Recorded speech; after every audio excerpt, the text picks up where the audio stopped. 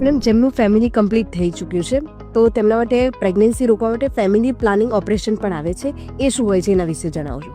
સ્ત્રી માટેનું જે ફેમિલી પ્લાનિંગ ઓપરેશન હોય છે તો તેને ટ્યુબલ લાઇગેશન સર્જરી કહેવામાં આવે છે.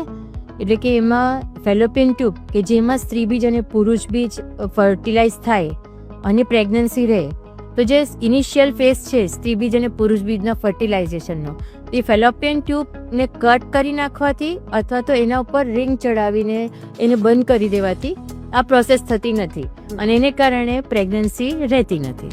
મેડમ, આ ફેમિલી પ્લાનિંગ ઓપરેશન કોના માટે શ્રેષ્ઠ રહે છે? જ્યારે તમારું ફેમિલી કમ્પ્લીટ થઈ જાય છે, એટલે કે તમારી 1, 2 કે 3 બાળકની જરૂરિયાત પતી જાય છે અને તમને ભવિષ્યમાં ખબર જ છે કે હવે તમને પ્રેગ્નન્સી નથી જોતી, તો તે ટાઈમે તમે આ ઓપરેશન કરાવી શકો.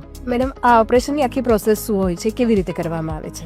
આ ઓપરેશન 2 જાતથી થાય છે. એક ટાંકાવાળું ઓપરેશન હોય, એમાં રૂટીની પાસે લગભગ 1.5-2 સેન્ટીમીટરનો કટ મૂકી અને પેટ ઓપન કરી અને ફેલોપિયન ટ્યુબ કટ કરી દેવામાં આવે છે અને એને લીધે સ્ત્રી બીજ પુરુષ બીજ જે મળવાનું જે શક્યતા હોય તે નથી રહેતી.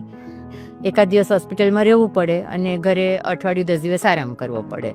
અને બીજું જે ઓપરેશન છે, જે હવે સૌથી કોમન ઓપરેશન છે, લેપ્રોસ્કોપિક ટ્યુબલ લાઇગેશન સર્જરી કહેવામાં આવે છે.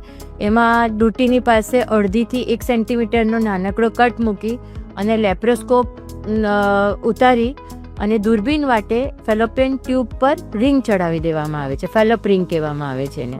અને એને કારણે સ્ત્રી બીજ પુરુષ બીજ મળવાની પ્રક્રિયા અટકી જાય છે અને ફેમિલી પ્લાનિંગ થાય છે. એમાં થોડાક કલાકો માટે જ હોસ્પિટલમાં રોકાવું પડે છે. દુખાવો જે ટાંકાવાળું ઓપરેશન હોય એના કરતાં થોડોક ઓછો થતો હોય છે, એટલે આરામની જરૂર પણ ખૂબ જ ઓછી હોય છે. મેડમ, આ ક્યારે કરાવી શકાય અને એનો બેસ્ટ સમય કયો હોય છે જો ઓપરેશન કરાવવું?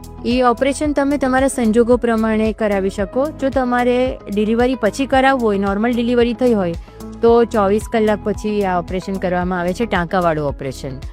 સિઝેરિયનના ટાઈમે તો પેટ ખુલ્લું જ હોય છે, એટલે તે વખતે જ અમે ટ્યુબ, જે મેં કીધું એ પ્રમાણે ટ્યુબ કટ કરીને ઓપરેશન કરીએ છીએ.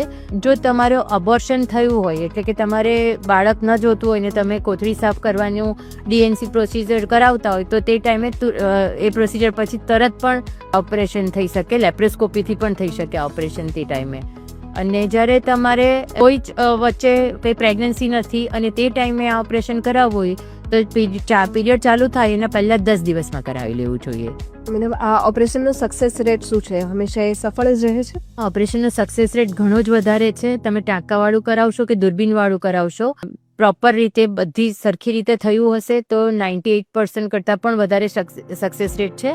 બહુ જ ઓછા ચાન્સીસ છે, એટલે ફેલિયરથી ગભરાવાની જરૂર નથી. પણ જો તમે ઓપરેશન કરાવ્યું હોય અને તમારા પીરિયડ મિસ થાય, ડૉક્ટર પાસે જઈને ચેકઅપ કરાવો. 99% તો વાંધો નહીં જ હશે, પણ 0.5થી 1% જો કદાચ એક્ટોપિક પ્રેગ્નન્સી અથવા તો ફેલિયર પ્રેગ્નન્સી હોય તો એ તરત ડિટેક્ટ થઈ શકે.